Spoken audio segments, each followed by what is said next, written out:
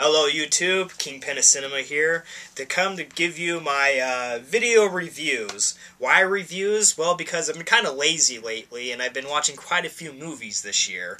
So I'm going to do this as one big lump sum of some of the movies I've seen, and let's get started. The first movie on my list is The Imaginarium of Dr. Parnassus. This one actually came out last year, but my theater got it this year, in early January.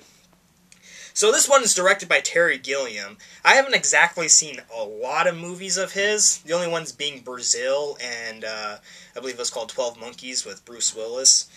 He's a pretty good director. As for my review of this movie, it's okay. It's not great, it's not horrible, but it is what I would like to call a mixed bag. It has some really terrific acting by Heath Ledger, which, if you don't know, this was his last role, but he really left an impression on this film. He was really, really good.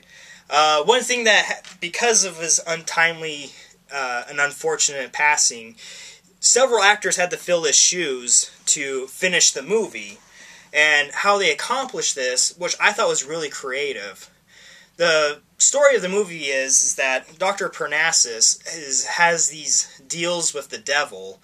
And by the way, the guy that played the devil is absolutely terrific. He was a great actor. He's one of my favorite parts of the movie. I love the devil. Thank you, QB999, though you're not part of this video.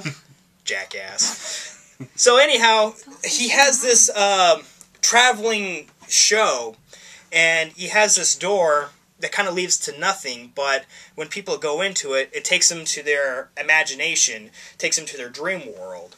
And whenever Heath Ledger's character goes into it, he becomes a new actor, kind of fitting into his character that he doesn't know who he is. So the other actors playing this character are Johnny Depp, which from what I've heard, he was the one that really pushed to get this movie done. Jude Law and Colin Farrell. All of them terrific. Vern Troyer is in this. And for those of you who don't know who he is, that's Mini-Me from the Austin Power movies. And he gives a terrific performance. So the acting in this movie is really good.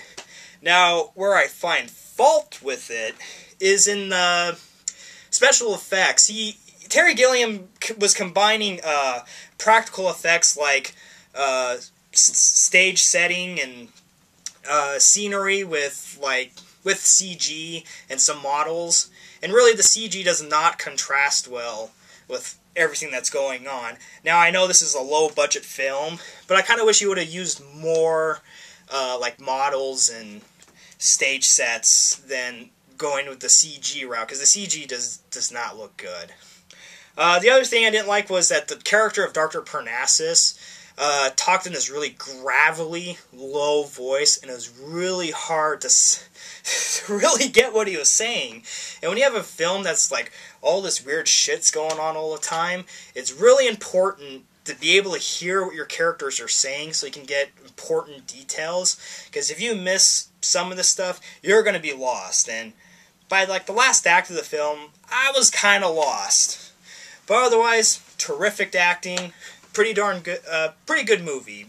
Not great, not horrible. Moving on. Next we have The Book of Eli. I love The Book of Eli. Denzel Washington is so freaking badass in this film. It's like Taken. You're watching Taken to see Liam Neeson, and I got the name right, I think, being badass for 2 hours. Same with this movie. You're watching Denzel Washington be badass for 2 hours.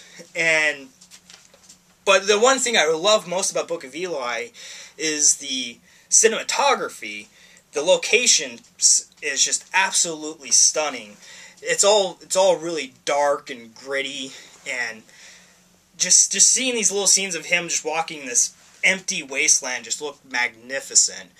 In fact, when I first saw the trailer for this, I'm like, why wouldn't they call this Fallout 3? If you're going to make a Fallout movie, this is how you do it. Some other excellent performances from Gary Oldman, who plays the villain. This guy just does not just chew scenery. He just tears it apart. He's just terrific. not much else to say on that one. Really good movie. If you haven't seen it, definitely get it on Blu-ray and DVD when it comes out. We're going to cut this one a little short, and we're going to do this as a second video where I can talk about the next 2 movies on my list.